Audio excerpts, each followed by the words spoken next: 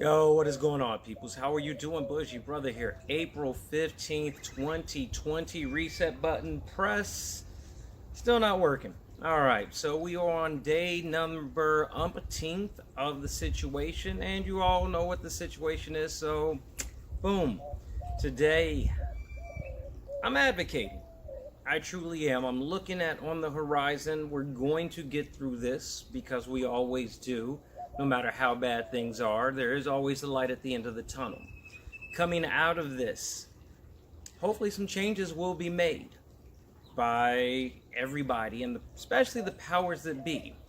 I don't have a young kid. We don't have a young ones at home, but I'm hearing the horror stories, and I laugh because I did have a young kid, so I can laugh about it, remembering how it was trying to do homework on a part-time basis. For those who are now quote-unquote homeschooling, man, oh man, those teachers are underappreciated, aren't they? You never really realize how hard it is until you have to do long division or multiplying fractions because you don't use them in the real world. So the parents are having to do this. What I'm hoping on the other side when we come out of this, Arizona, they have this thing read for education. So I'm going to support it, being an advocate of things for the future. Local governments, states, and federal. I'm going to ask you, please, in support of all the teachers who put in their time and the educational systems, let's try to do better by them. When they need money, let's give them the money. Let's not be skimpy on the education. I'm not here to preach, I'm advocating. You're learning how important and how much you take for granted what they provide your kids. If nothing else, they're just not babysitters for you to shove your kids to for 8 hours a day. They're over there teaching them basic fundamentals and maybe things that they might never use. Facts. But it is important, Horn, that they get the respect due, because for far too long they've been sitting here struggling. I know in Arizona we don't spend a lot of money on education, and I'm hoping going forward we will, as a city, as a state, as a nation, give more credit and due to the teachers. I cannot thank enough, from the bottom of my heart and soul, the health providers.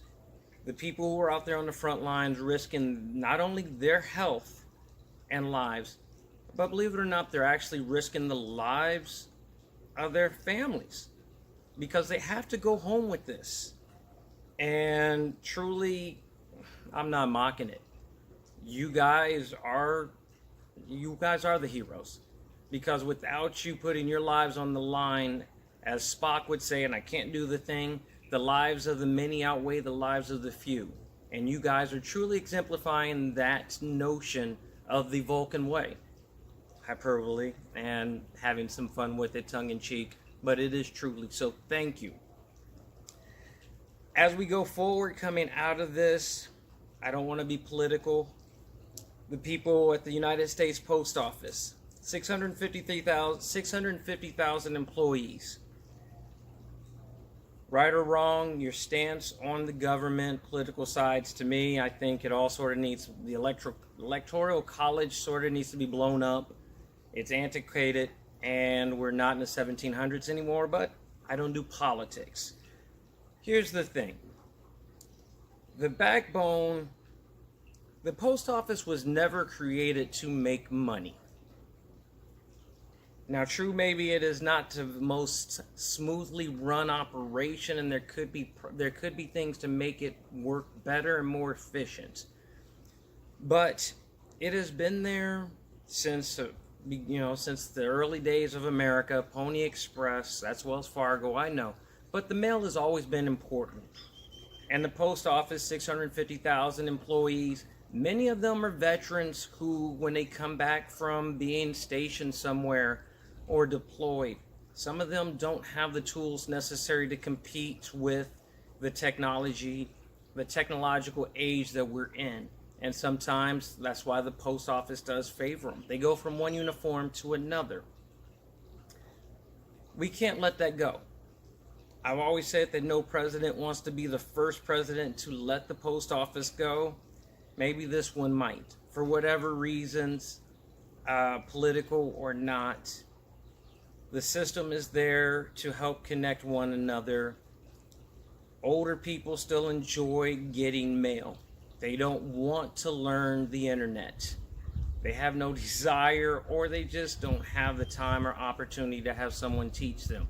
They enjoy getting that letter. It's still the cheapest way to send letters, however antiquated. There is a certain romanticism to it.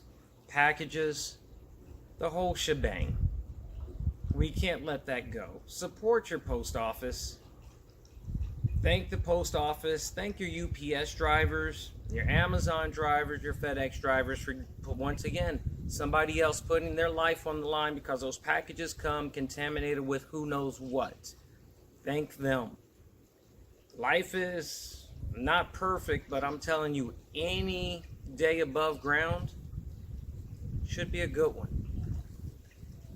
It's a beautiful day here. It is. I'm grateful to be alive. Going forward, hopefully we can look at ourselves and make better changes. I'm going to stop here, advocating for education, being thankful for public service people, first responders, health providers. You are the heroes right now. Truly, thank you. I'm striving for progress, not perfection. I hope you are too. Have a blessed day, everybody. And until next time, we're in this together. Peace.